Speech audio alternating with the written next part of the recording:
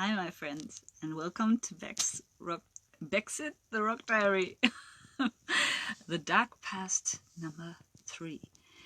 So, so far, actually, the past hasn't even been dark at all. I must say, I enjoyed every second of my life, even though it sounds ridiculous. But can you imagine just doing what you want to do right at this moment, without thinking about any consequences, without, no financial worries. Yeah, of course, when I started studying, I had to make sure I get my own money. Of course, there wasn't always much money. Actually, there wasn't money at all. But somehow I always managed to survive and to have fun with it. So it wasn't actually really a dark past. Yeah, if you want to let me know that you're there, say hi. Yeah, but today I'm going to talk about the dark chapter, because everything that has happened actually led to something really dark, and I want to talk about this now. So I think the last time we've stopped, around when I turned 18, and 18 was really important for me, because it was the freedom. All this time I've been in this prison at home. This is what it felt to me. I love my parents. I mean, they'd really tried their best, but this was just my feeling. So when I turned 18, then I thought, okay, now fuck it. Now I'm gone, and the best possibility to go away, but not go too far away, was studying in Holland. And yeah, so, and just before I actually moved to Holland, some other big impact happened in my life that was really bad for me, and that was I had to give a speech at my old school, and while I was giving the speech, I was out of nothing I started to hyperventilate, and I've always had a really big mouth towards my teachers, towards the other schoolmates. It wasn't me at all, but I panicked so much, and I saw them looking at me, and I thought, oh my god, what are they thinking? They think I just tell a lot of bullshit, that I don't even have the courage to stand in front of them and speak, because I was always a really good speaker. So I started to develop some kind of I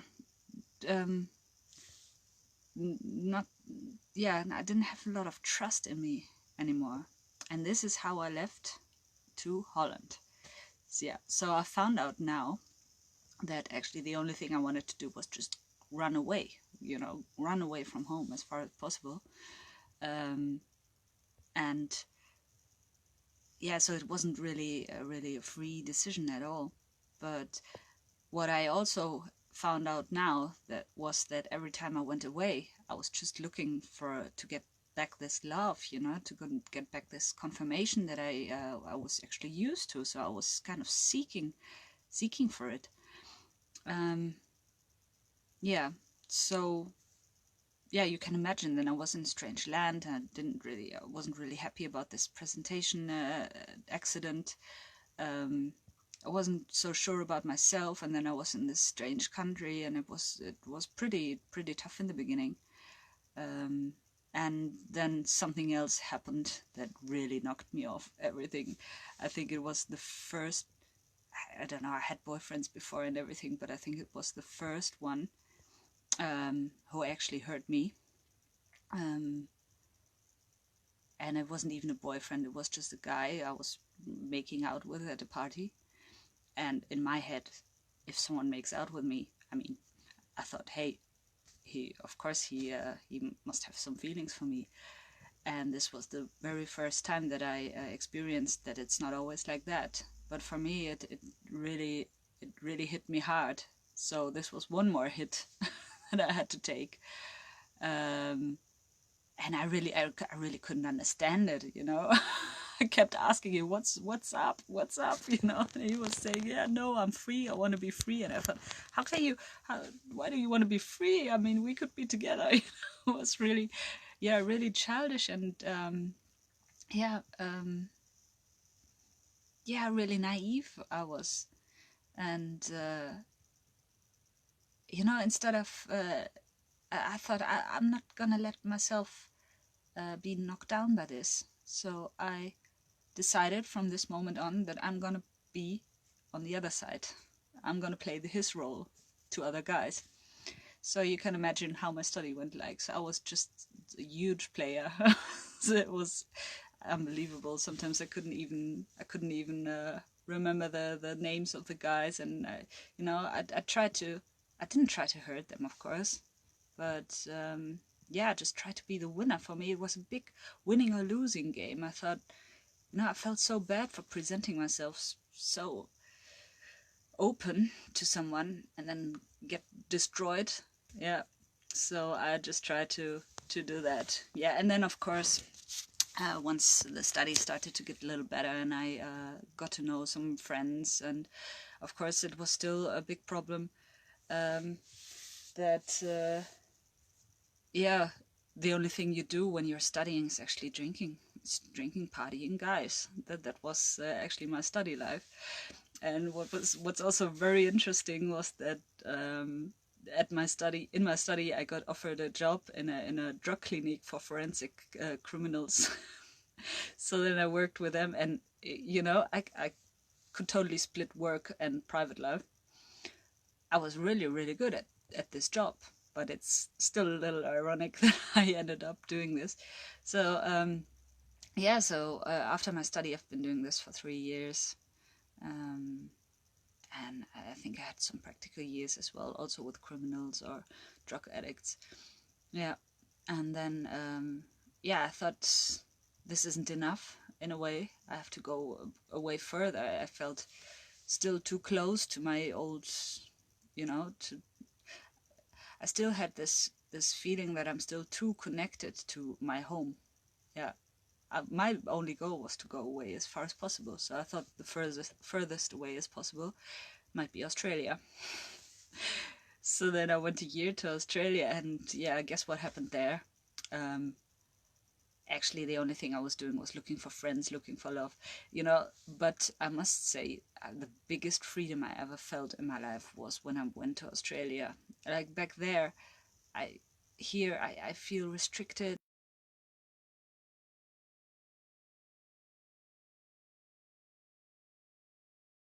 Uh, that has to do with my family, and I have to, yeah, I've got the feeling I have to play a role here. And once I'm away from everyone who knows me, I can finally be myself. Yeah. And what happened there, of course, was, guess what, a guy, yeah, who also yeah, didn't really have the same feelings as I did. So this led actually to my first depression. It was in yeah, actually in Australia.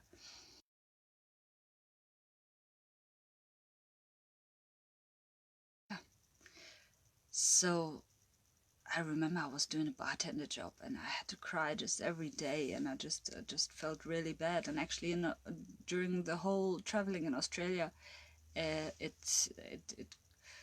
got bad, got worse, and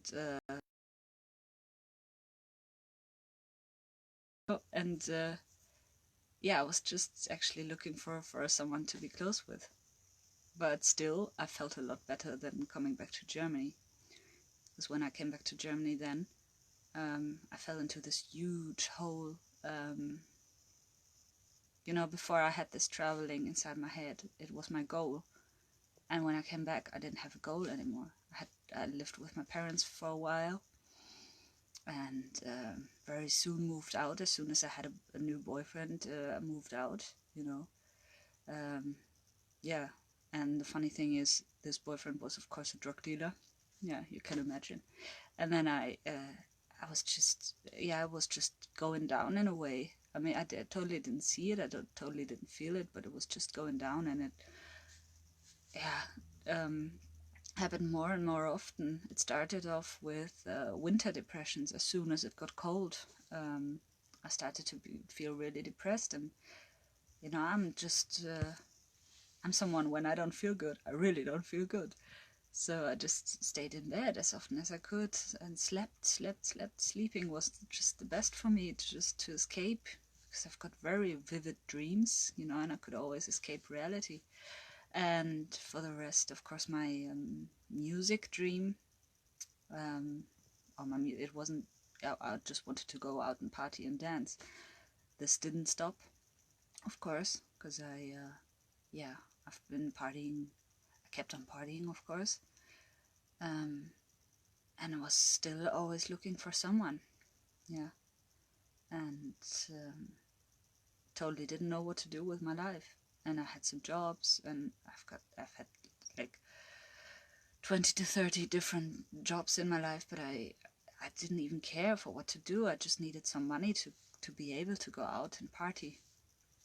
So yeah, that was actually pretty much the worst time. But the very worst time happened in the end. Like, you know, of course, sometimes I mean, once I had a boyfriend, and he even wanted to kill me. He was really jealous in his head, so really psycho. Um, but at the end, I had a relationship. Yeah, how can I tell without being too personal? Let's say I let my boundaries be crossed very often. Very often. I think I tried to break up every couple of days, but I couldn't manage. I was really, really weak, and every time I wanted to break up, I felt worse when I didn't. So after a while, I think I lost all my self-respect, and we were partying so much. There was really a lot of drugs involved, and a lot of depressions. I think at the end, I didn't even get out of the depressions anymore. But I couldn't manage to break up, and so I stopped eating. And then sometimes I stopped drinking for a couple of days. And I turned really, really thin. And at work, I had to call sick because I had to stay at home because I was just weak. And that was the point when I had a sitting. If you scroll down a little bit, there's the video where I'm translating Sue Odom, and she's channeling her spirit guide. I don't know if you guys believe in it, doesn't matter. But for me, it was really important because when you talk to him, to this guide, you know, she's not channeling, actually, she's in a trance and he speaks through her. And when you talk to him, you feel that someone knows you. Someone can tell you everything about your life without you even tell him anything. So, and in this setting, he has been saying to me, you go in, you know, how a roller coaster goes up and down, and actually you're going down at the moment, and it's not really far from hitting the wall or not being able to get back up again.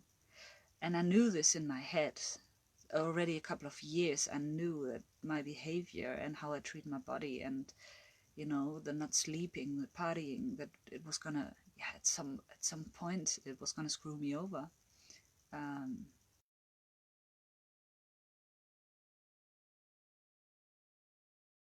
had it all planned, and that was as much as possible, as soon as possible, because life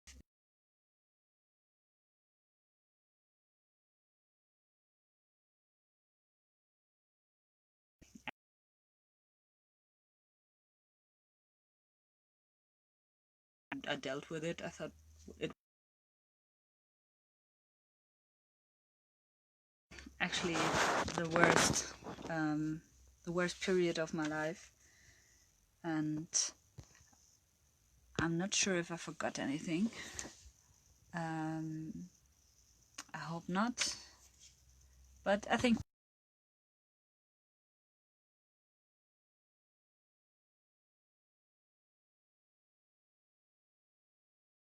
tell you that next time there's gonna be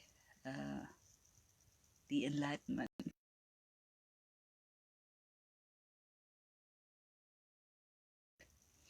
8 o'clock, I'm gonna talk about my enlightenment.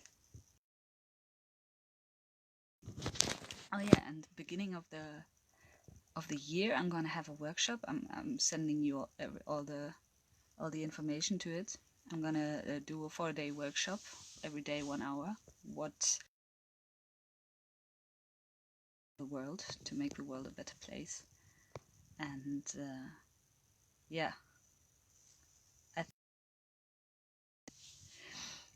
Okay, see you guys.